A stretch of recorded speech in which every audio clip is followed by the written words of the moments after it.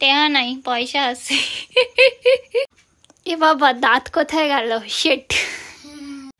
Hello everyone, good evening to all. আমি পপি চলে এসেছি আবার একটা নতুন রিফ্রেশিং ভিডিও নিয়ে। কেমন আছো তোমরা সবাই? আশা করছি তোমরা সবাই খুব ভালো আছো, আর আমিও কিন্তু তোমাদের ভালোবাসায় ভীষণই ভালো রয়েছে। তো আজকে হচ্ছে ফ্রাইডে, এখন বাজে হচ্ছে মোটামুটি 9:10 মতো। আজকে না আমার অফিস থেকে ফিরতে একটু লেট হয়ে গেছিলো, তো সেই জন্য আমি ফিরে একটু চা বানিয়ে নিয়েছি। চাটা বানিয়ে এখন বসে গেছে হচ্ছে চা খেতে। আর আজকে আমাদের বাড়িতে আবারও চলে এসছে বর্ষা, তো ওর সাথে একটু চা খেতে খেতে কথা বলছি, আর তারপর চা খেয়ে সোজা চলে যাবো হচ্ছে রান্না করতে। আজকে রাতে বানাবো হচ্ছে মাছের ঝোল আর ভাত আর আলু ভাজা, সিম্পল সিম্পল বাঙালি খাবার। তো চলো আগে ঝটপট চাটা এনজয় করে নিই, আর তারপর যাবো হচ্ছে রান্নাঘরে। আগে চাটা খেয়ে নিই, তারপর তোমাদের সাথে শেয়ার করছি কী কী করছি। চা বানাতে গেলেই না অলওয়েজ আমার আগে তো বাড়িতে মোটামুটি সবাই র চাই খায়, তো আগে লাল চাটা আলাদা করে বানিয়ে নিতে হয়। তারপর আগে লাল চাটা বানিয়ে নিই, তারপর আমি যেহেতু র চা খেতে একদম পছন্দ করি না, সেই জন্য তারপরে আমি লাস্টে দুধ চাটা বানাই। তো এখানটায় দেখো আমার একজন দাদু আছে, ওই দাদু মোটামুটি সন্ধ্যাবেলা করে আসে আমাদের বাড়িতে টুকটাক ঘুরতে, খোঁজখবর নিতে। তো ওনার জন্য আর বাবার জন্য দিয়েছি হচ্ছে র চা, আর আমি এখানটায় বানিয়ে নিয়েছি হচ্ছে দুধ চা। তো এখন এই দুধ চাটাই হচ্ছে খাবো। আর আমাদের বাড়িতে যেহেতু আজকে বর্ষা রানী এসে গেছে, তো ওর জন্য একটু বিস্কিট নিয়ে নিলাম। ও আবার চায়ে ভিজিয়ে বিস্কুট খেতে খুব ভালোবাসে, চায়ে ডুবিও সবসময় আমার সাথে খাবে। অ্যাকচুয়ালি ওকে তো চা খেতে এখন দেওয়া হয় না, তো যাই হোক ও বলে যে একটুখানি ডুবিয়ে খাবো তোমার চাটায়। ছোটোবেলায় আমরা এরম করতাম না, মার সাথে কোথাও গেলে চায়ে বিস্কুট ডোবানোর জন্য ওয়েট করতাম। চা এটা তো চাইলেও পাবে না। এখানটা আছে হচ্ছে একটু চানাচুর, আর এখানে নিয়ে নিয়েছে হচ্ছে এই বিস্কিটটা। এই বিস্কিটটা কিন্তু খুব ভালো লাগে, ছোটোবেলায় এই বিস্কিটটা আমার খুব ফেভারিট ছিল। এখনও খাই, বাট এখন আর অতটা ভালো লাগে না। আর দেখো আজকে আমাদের খাবারে ভাগ বসাতে আমার সাথে কে এসেছে? তোর সাথে তোর বন্ধু ফ্রুটিও ফ্রেমে চলে এসছে, তো সব কটা বন্ধু চলে এসছে। আসবে না কেন? তুমি বলতে চাইছো আমার বন্ধু আসবে না? না না, তোর বন্ধু কেন, তোর বন্ধু সবাই আসবে। এ বাবা, দাঁত কোথায় গেল? শিট। কোনটা খেতে চাস তুই? এটার মধ্যে তো আবার দাঁত নেই, ভেবে চিন্তে খেতে হবে। ঠিক আছে খাও, মুখে পুরো নাও টপ করে। ঠিক আছে চলো। কোন দাঁত আছে দেখি, ই করে দেখা। এ বাবা, কি করে পড়লো দাঁতটা? দেখো লোকের বাড়িতে এসে নাকি এইভাবে লোকের ফোন দিয়ে ভিডিও দেখছে, এই জন্যই আসে। আর ওনাকে রিসেন্টলি বাঙাল ভাষা বলতে শিখেছে। কিছু বলে শোনা বাঙাল ভাষায়। একটু পজ কর ফোনটা, আমার ভিডিওতে কপিরাইট চলে আসবে। কিছু একটা বল বাঙাল ভাষায়, তুই বাঙাল ভাষা বলতে শিখেছিস। কি বলবো? এই কি বলবো তাই বাঙাল ভাষায় বল। কি বলবো? কি খাইছো তুমি? আমি ঘোড়ার ডিম খাইছি। ঘোড়ার ডিম খাইছো? কে আইনা দিছিল তোমার ঘোড়ার ডিম? তোমার। যাবি বাংলাদেশে? যাবি? হ্যাঁ। বাংলাদেশে যাবি? হ্যাঁ। চল। টাকা আছে? টাকা নেই, পয়সা আছে। টেহা নাই, পয়সা আছে। ইস হনুমান, এ বাবা।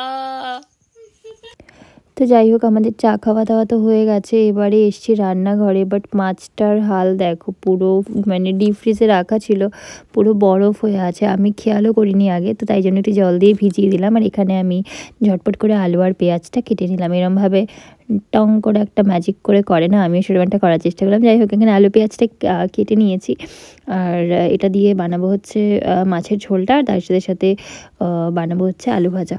তো এখানটায় দেখো মাছটাকে আমি তখনই ভিজিয়ে রেখেছি কখন, কিন্তু এখনও অবধি এটা হচ্ছে না। আমি এটাকে একটা মাছ থেকে আরেকটা মাছ ছাড়াতেই পারছি না, এই হয় আর কি ডিপ ফ্রিজে রাখলে। তখন মাছটা না ভিজতে থাকুক, আমি এখানটা আলুটা কেটে নিয়েছি আলুটা ভাজার জন্য। আর ভাতের জলটাও প্রায় ফুটেই এসেছে, আর প্রায় হয়েই এসছে। 5-7 মিনিটে ভাতটাকেও নামিয়ে নেব।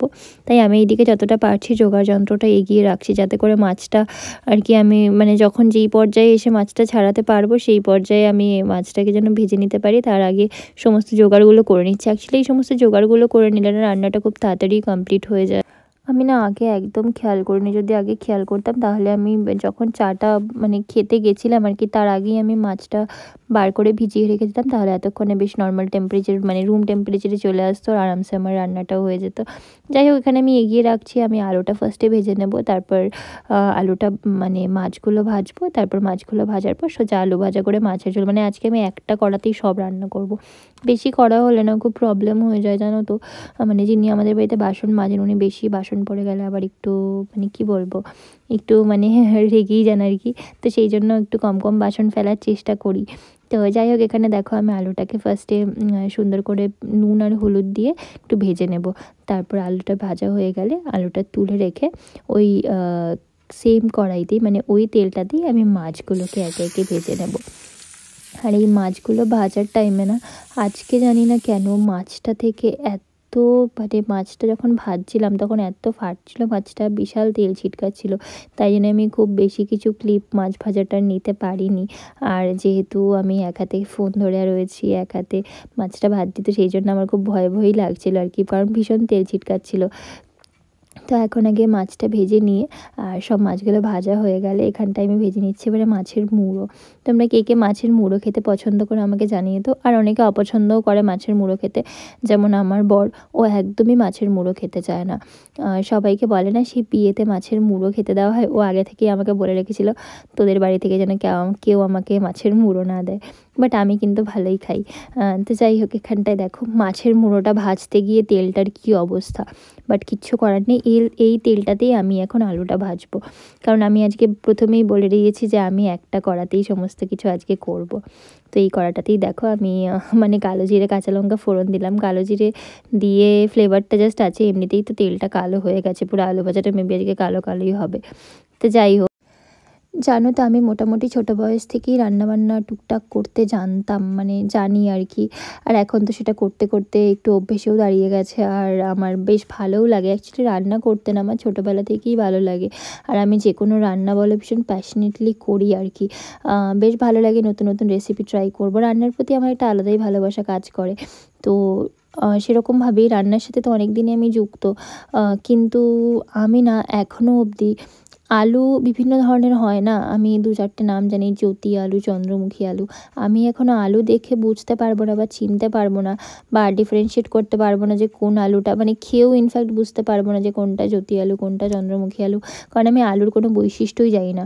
আমি শুধুমাত্র আলু চিনি হচ্ছে যেটা নতুন আলু হয়, ওই খোসাটাকে ছাড়ানোর দরকার পড়ে না, ওই জল দিয়ে ভালো করে ঘষে ঘষে ধুয়ে নিলেই খোসাটা ছাড়ানো হয়ে যায়, সেই নতুন আলু আমি শুধু সেই নতুন আলু চিনি। আর আমাদের বাড়ির ওখানে মানে কোচবিহারে অ্যাকচুয়ালি এক রকমের আলু পাওয়া যায় ছোটো ছোটো, সেই আলুটা আমি চিনি ব্যাস। তো যাই হোক, এখানে আমি ঝটপট তোমাদের সাথে কথা বলতে বলতে দেখো আলুটা নুন হলুদ দিয়ে আর কালো জিরে কাঁচা লঙ্কা ফোড়ন দিয়েছিলাম, সেটা দিয়ে ভেজে নেব। আর নিয়ে আমি চটপট করে নেব হচ্ছে এখানটায় মাছের ঝোলটাও, কারণ অলরেডি অনেকটাই রাত হয়ে গেছে, ও খানিকক্ষণ হলো বাড়ি ফিরে গেছে, তো খেতে দিয়ে শুতে হবে। কাল আবার শনিবার আছে, তো কালকে ভেজ ডে, কালকে উঠে সকালে অনেক ঝুঁকি আছে, ঝটপট আমাকে আজকে রান্নাবান্না কমপ্লিট করে গিয়ে, যেহেতু রাতে ভিডিও এডিট করার থাকে না, কালকে থেকে ইচ্ছা আছে একটু তাড়াতাড়ি ঘুম থেকে ওঠার জন্য, যদি পসিবল হয় কালকে চেষ্টা করবো একটু সকাল সকাল ঘুম থেকে ওঠার, তাহলে সকালবেলা করে কিছু কিছু ক্লিপস অন্তত আমি তোমাদের সাথে শেয়ার করতে পারবো, যেটা সময়ের অভাবে এখন করে উঠতে পারছি না। তো যাই হোক, এখানটায় আমি ঝটপট করে আলুগুলো একটু ভেজে নিয়ে আমি দেখো এখানটায় কথা বলতে বলতে আমি মাছের ঝোলটাও কিন্তু রেডি করে নিয়েছি। তো চলো এখন আমরা আজকে ডিনারটা করে নিই। আর তোমরাও অবশ্যই কমেন্ট করে জানিয়ে আমার ভিডিওটা তোমাদের কেমন লাগছে, আর ভালো লাগলে প্লিজ চ্যানেলটা সাবস্ক্রাইব করে দিও। Thank you so much for watching, by.